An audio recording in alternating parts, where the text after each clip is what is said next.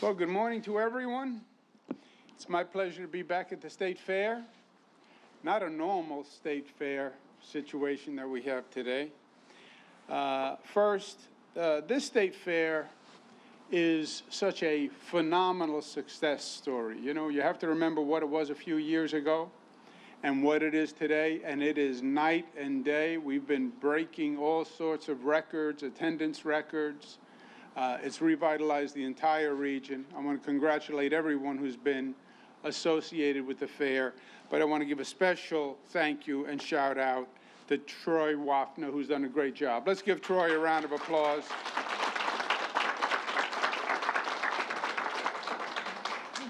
And now, this site, State Fairgrounds, great recreation area, great attraction, it has transformed itself to where this site is today the second largest mass vaccination site in the United States of America.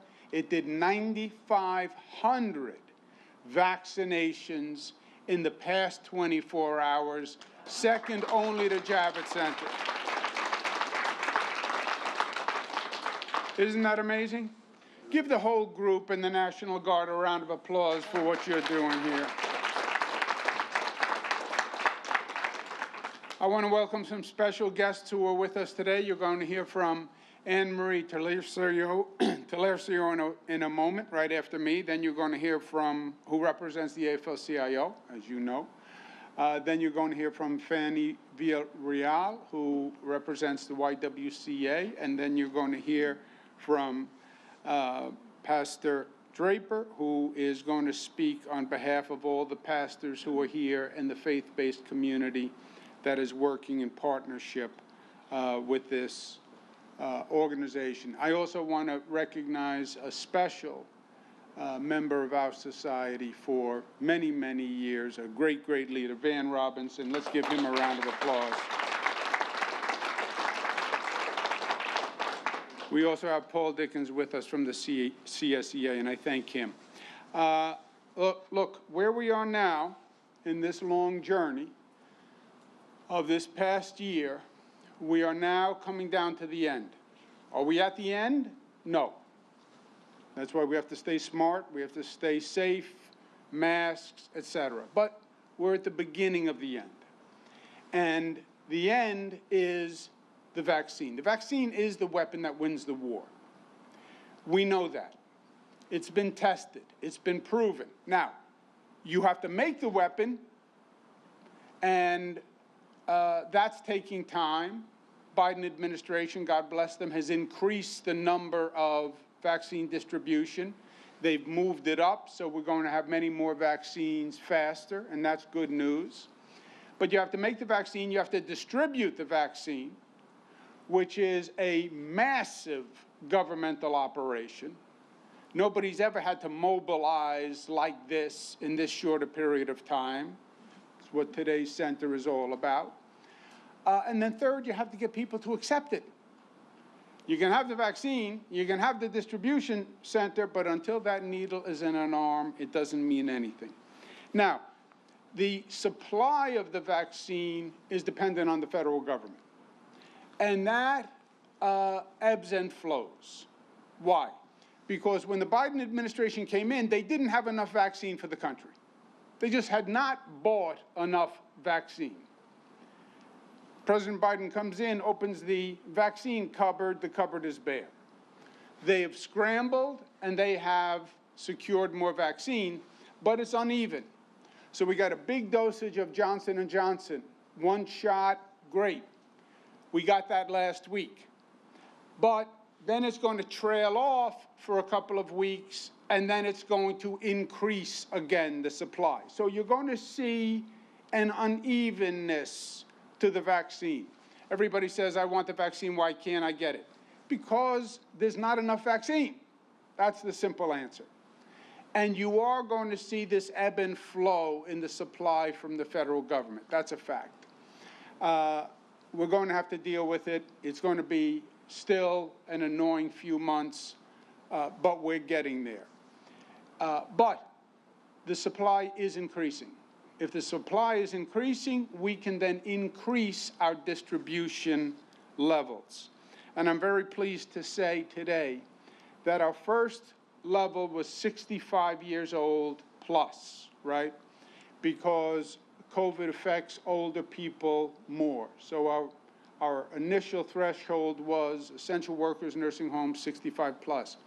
We're going to drop the 65-year-old plus to 60-year-old plus, and that's going to start tomorrow. So now 60-year-old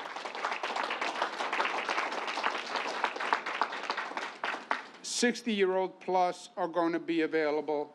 They can start making appointments tomorrow. They can make them at the mass vaccination sites. They can make them at pharmacies. But that will start 8 a.m. tomorrow. 60 plus, that means people like as old as I am now will be available, eligible for the vaccine. Second, all sites starting March 17th, next Wednesday, all sites, county sites, FQHC sites, mass vaccination sites, we have thousands of distribution sites. All sites, to simplify the situation, can vaccinate anyone who is eligible, all right? So whether you're going to a county-run site, a city-run site, what they call an FQHC, every site can vaccinate anyone who is eligible, with one exception. Pharmacies still will only be doing 60 plus and teachers. 60 plus and teachers. Why? Because the pharmacies, it's not as easy for them to identify different types of workers, et cetera. They can identify age, because age you can identify by just a driver's license. And President Biden, rightfully so, has made teachers a priority. So pharmacies will do 60 plus, and teachers, we want to get those schools open. Every other site will be doing every other person who is eligible. Also on March 17th, next Wednesday, the public-facing public employees will also be eligible. Not-for-profit public-facing emergency employees and employees who are providing necessary services like the YWCA, they will also be available. Essential public workers will also be available. Public-facing building workers will also be available. These are the people who are the everyday heroes, who are out there doing their job. They're putting themselves in a possible position of exposure. They are essential for us to continue operating. They're going to become eligible on March 17th. Let's give them a round of applause.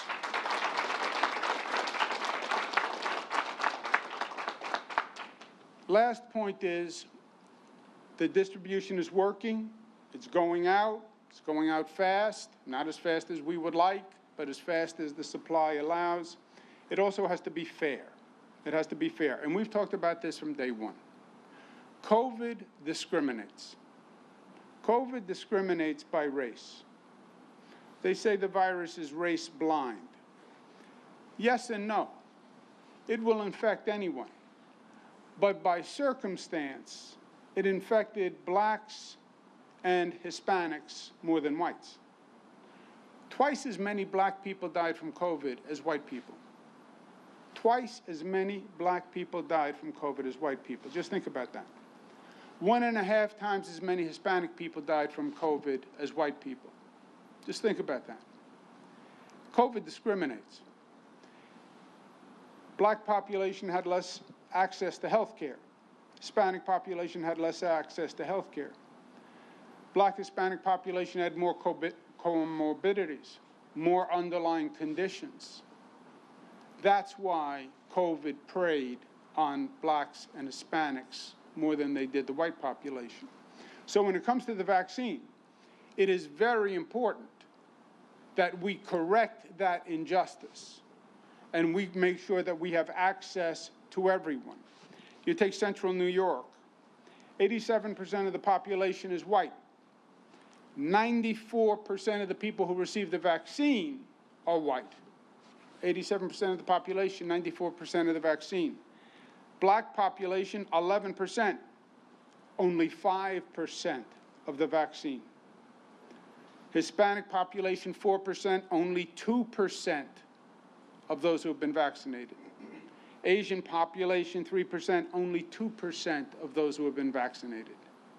So, we need to increase the vaccination number for the Black, Hispanic, and Asian population. One of the reasons the pastors are here today is to say, look, we understand there's a hesitancy issue.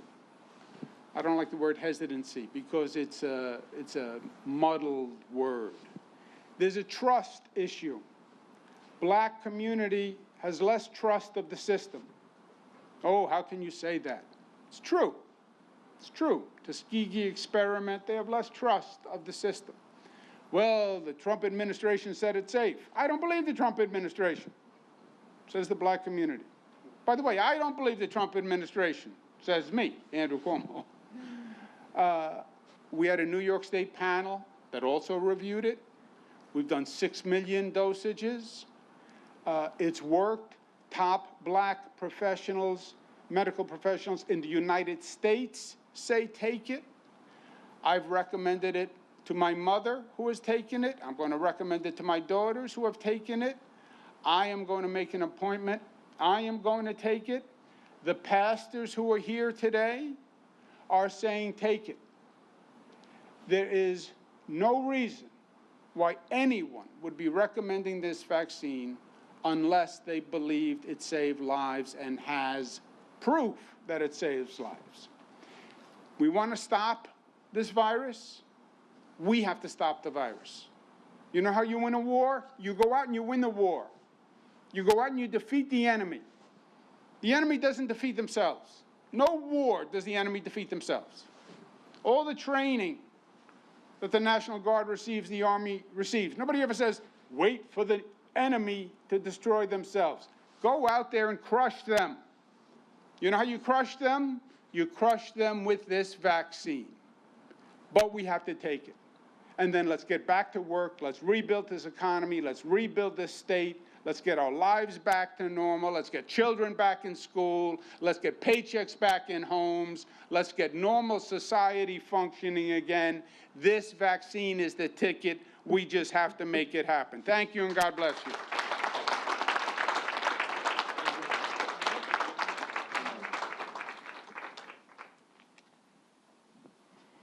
Well, before I start, I'm Anne-Marie Talercio, and I'm the proud representative of my union brothers and sisters in Central New York. I represent the Central New York Area Labor Federation, AFL-CIO. And I have written remarks because I didn't want to forget one word. But before I do go into them, Governor, I want to personally thank you, because for this whole year, I knew Governor Cuomo and the state of New York, his team, had my back. And, you know, we don't like to go into politics of our country, but I wasn't so sure either if I was going to take that vaccine. But when I heard that New York State had the professionals, we're talking with worldwide professionals, but the council that sits somewhere, I don't know where you sit, Albany, wherever, I know you were looking at that vaccine. So I knew, and I did take it. I don't want to say why. You know, these ages creep up on you. But I happen to be in one of those age groups. And I took it. I feel so much freer now that I took it. And I wear my mask. But thank you, Governor, for always having our back. That's so important to all of us. As we know, you have our back. I know, I live with a military veteran. So thank you, Governor. And it's always an honor to be with you, especially when you bring good news about more vaccine. But then again, you know, I was thinking these words over. When doesn't he come with good news? It's usually about a better state fair. It's usually about economic development. And today it's about a vaccine, which is really the lifeblood, is what we need to go forward. This is what's going to get everything back moving again. And I represent workers who have been out for a year. They're with the hotel and restaurant workers. That's my actual job. And they're never going to go back to work unless we have this vaccine. So besides my brothers and sisters of my union, we have this union men and women of Central New York to thank, because they are the essential workers. They are the community. When you say the community, it's union brothers and sisters who go out and do the work every day, regardless of what's going on. And thank you to CSEA, because you can't Zoom garbage collection. You can't Zoom snow plowing. And we all know we really need snow plowing in Central New York. That's a done deal. We'd go nowhere without our snow plows. We like to say we can now buy food online, but not everybody has computer access. The retail clerks in the supermarkets, these were the frontline workers that went out every day, and they risked their lives. But now, with the advent of more vaccine and a governor who watches our back about these things, we got that vaccine all through this difficult year. When it was available, we got it first. And now they're going to be able to go to work and do their job with the security that they have the vaccine. So for all of them, I thank you, and their families. Because we all know what it's like to go to work and not really know if you're coming home. And if you have to worry about not having a vaccine, but now you don't, it's there. You just have to go get it. It is welcome news, and it brings really security and relief to all our workers here to get our economy going again. It's a quick act, you just go. We have wonderful caretakers that give us the shot. You get it, you go home, you rest a little, and for the most part, you're fine and you can go to work the next day. We have 3 vaccines. They are all safe. They're all available, or as they become available, just make that appointment and get a shot. We have the Pfizer, we have Moderna, and we have Johnson & Johnson. And I've spoken to a lot of people, symptoms, some people get them. You know, you have to be careful if you're the one who gets them, but seems to be all over the board. Some get them, most don't get them. And I've spoken to the nurses who give the shots and who work up at the hospital. They said it's just, you know, you just have to be careful. So I want to thank the governor for today's announcement. Your efforts have saved lives. And another thing I've said, if it wasn't for your leadership since March, maybe just about a year ago, I believe Central New York would have been ravaged. That virus would have worked, it would have got off a plane in Syracuse. It may have gotten off in LaGuardia, but it would have gotten back on and gotten off in Syracuse. And I think a lot of us are here today because of your quick action. And I mean this. I mean this. Thank you. I don't know what else to say. Thank you.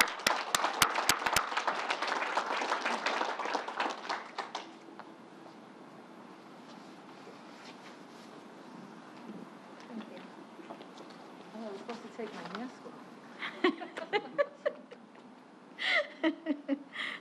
Did you hear me?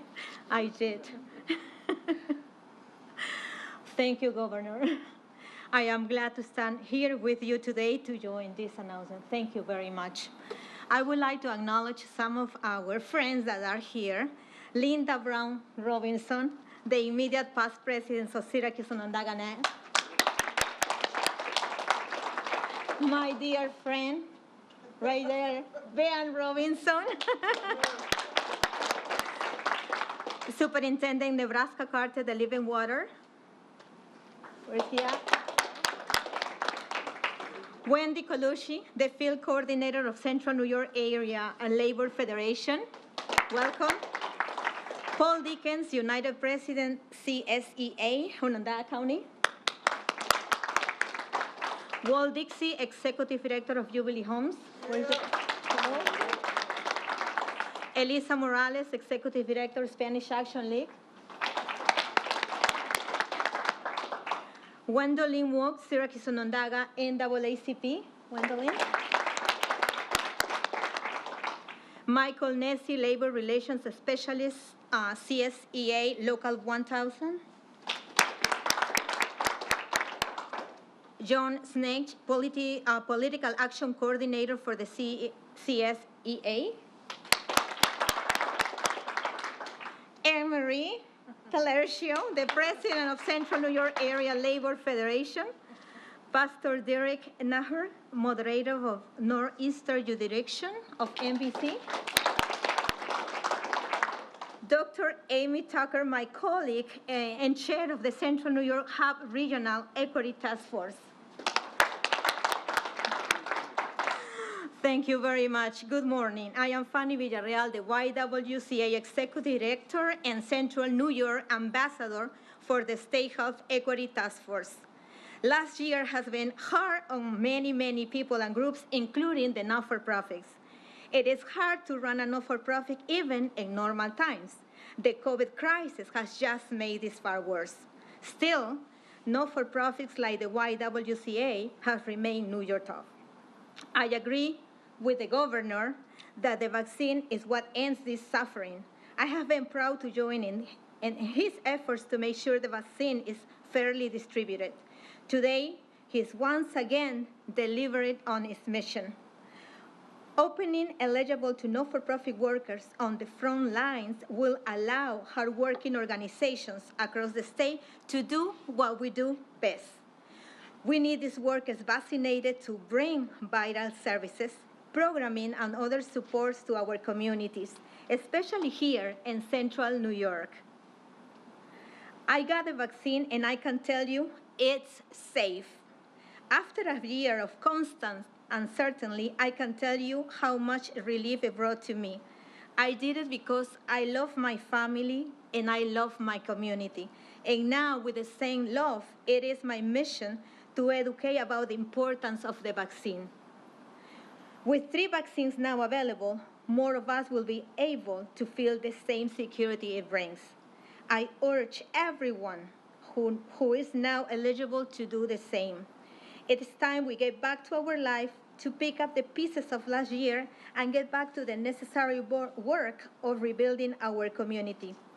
Thank you again, Governor Cuomo.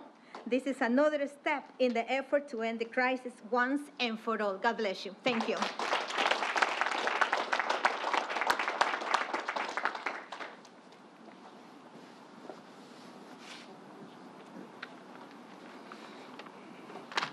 Let the church say amen. Amen. Oh, that just feels right. Yeah, that I'm up here. Certainly we thank you, Governor Cuomo, for gathering us here today. And I speak on behalf of my colleagues that share with us, and thank you for your leadership, especially on the issue of distributing the vaccine. If I can recognize the clergy that are here with us today, I am Reverend Ricardo Draper, the senior pastor of the Tucker Missionary Baptist Church here in the city of Syracuse. We have Pastor H. Bernard Alex, the senior pastor of the Victory Temple Baptist Church, Pastor Sharon Bow, Hope Chapel AME Zion Church in Utica, Pastor Darren Dewson, Leap of Faith Outreach Ministry, Pastor Derek Galloway, founder and senior pastor of Connected Christian Church, Pastor Darren C. Jaime, pastor of the People's AME Zion Church, Pastor James Jones, Praise Temple, Church of God in Christ. We have Pastor Sean Robertson, pastor of the Southern Missionary Baptist Church, Pastor Derek Tannehill, who serves as the pastor of the Pentecost Evangelical Baptist Church, as well as the moderator of the Northeastern Baptist District Association, Pastor Phil Turner, the pastor of the Bethany Baptist Church, Elder Wallace Barkins Sr., Brotherly Love, Church of God in Christ, and Elder Wallace Barkins Jr., Brotherly Love, Church of God in Christ. Thank you all for sharing with us today. We know that this shot is what ends the suffering that COVID has brought to our African American, or shall we say black and brown communities. There are those of us that may be standing here who survived COVID. You're looking at a COVID survivor. And so the vaccine plays a very important role as we try to curtail and curb COVID-19. We want to say to you today, Mr. Governor, thank you not only for your leadership in the state of New York, but in our nation. It was you who was a trailblazer for us in the midst of uncertain and uncanny and unscrupulous leadership. We thank you that you rose to the occasion and New York was a trailblazer for other states as we fought COVID-19. I'm reminded today of what Paul says to his son in ministry, Timotheus. He says, I fought a good fight, I finished the race, and I've kept the faith. We indeed, Governor Cuomo, you have led us to the end of this race, and we now have 3 vaccines. There's still a lot of fight ahead. However, we need to get this vaccine into the arms as many people as possible.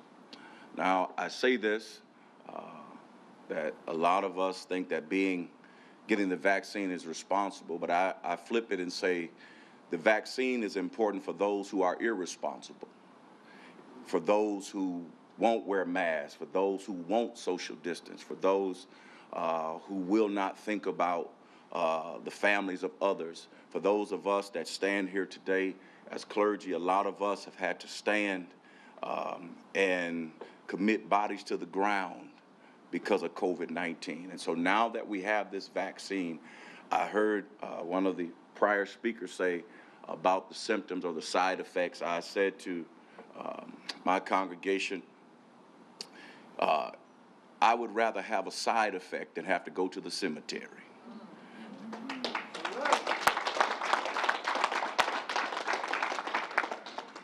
Today's announcement helps us do just that. More vaccines are on the way, and again, we want to thank the governor and his team for continuing to work with the houses of worship to deliver the vaccine directly to the communities that need it. Our efforts have been made better with the approval of the Johnson & Johnson vaccine, and it actually works a lot better for some people because it's one shot. And for those who are homeless and those who may not have the transportation to get both shots, this Johnson & Johnson shot will help us get those people who are in the underserved and underprivileged communities vaccinated. So now we can open this up to more New Yorkers, which will allow us to end this suffering for over the last year. I shared with the young ladies who stood with us that for the first time in my life, I've never been able to go to church on Easter Sunday, or my members were not able to come, or they were not able to attend on Mother's Day. For the first time, people were not able to celebrate birthdays and anniversaries with family members. And so we understand in the African American community that there's a lot of mistrust. And part of that is, Mr. Governor, is because a lot of us in the African American community has Southern roots. We have Southern roots, and we understand what happened with the Tuskegee experiment. Matter of fact, we have a Tuskegee alum with us. Dr. H. Bernard Alex is a proud alum of Tuskegee University. But we say that we trust Dr. Fauci, and we trust Dr. Zucker, and locally we trust Dr. Gupta. I even trust Dr. Gupta on CNN because it's important to us that we get back to our way of life. And the only way to get back to this way of life is that we must encourage the vaccine. And my prayer is that if you're not going to take the vaccine, please don't talk other people against it. Is that you make it, let it be a personal decision. Again, we say thank you, Governor Cuomo and your team, for leading us through a dark and dismal period. But we thank you that you stood tall, you stood strong, and we want you to know that we appreciate your leadership and loyalty to the state of New York. Now, I wouldn't be a preacher unless I left here with something, and I want you to be encouraged by this, Mr. Governor. The Bible declares, now unto him who is able to do exceedingly and abundantly above all we can ask or think.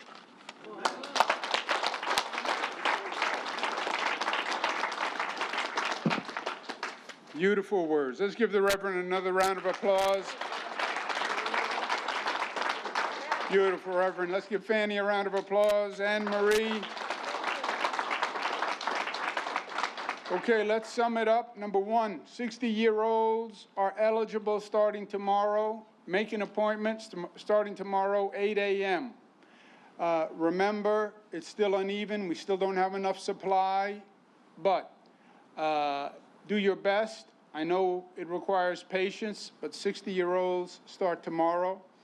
Next week, March 17th, all sites, county sites, all sites can administer vaccines to any eligible population, except pharmacies. Pharmacies will only be doing 60+ and teachers.